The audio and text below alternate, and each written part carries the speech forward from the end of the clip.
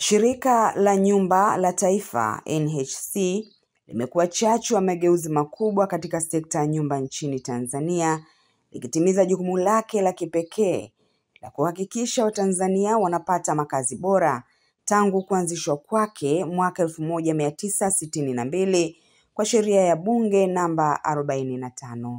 Shirika limeendelea kusimamia maono ya waasisi wa taifa ikiongozwa na dira ya maendeleo endelevu ya makazi. Hata hivyo, miaka minne ya uongozi wa Rais Dr. Samia Suluhu Hassan imeleta kasi mpya na mafanikio makubwa yanayostahili kusimuliwa. Shirika hili liliundwa kama sehemu ya maono ya Mwalimu Julius Nyerere ya kuhakikisha mahitaji ya msingi ya mwanadamu yanapatikana kwa urahisi.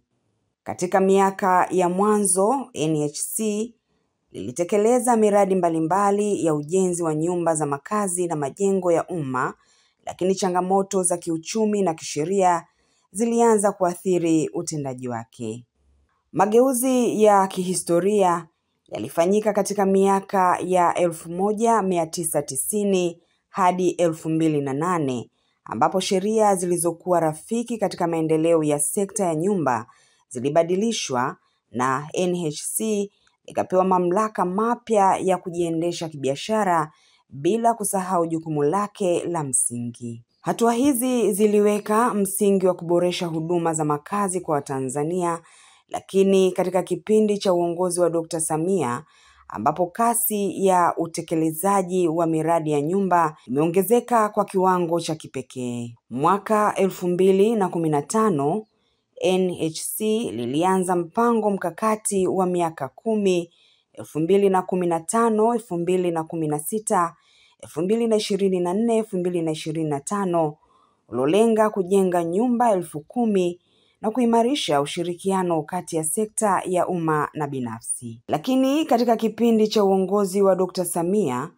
ambapo utekelezaji wa mpango huu umechukua sura mpya, ikiwemo uanzishaji wa miradi mikubwa kama Samia Housing Scheme, ambayo inatarajiwa kuwa zitajengwa nyumba 5,000 katika maeneo mbalimbali nchini. Shirika la Nyumba la Taifa linatekeleza ujenzi wa mradi wa Samia Housing Scheme Tanzania nzima. Kwa sasa, awamu ya kwanza ya ujenzi wa mradi wa Samia Housing Scheme unatekelezwa katika eneo la Kawe jijini Dar es Salaam. Pindi utakapokamilika, mradi huu wa Samia Housing Scheme utamilikiwa na jumla ya kaya 560, yani kumaanisha kwamba zitakuwepo familia 560 zinazomiliki nyumba katika awamu ya kwanza ya mradi wa Samia Housing Scheme pindi utakapokamilika.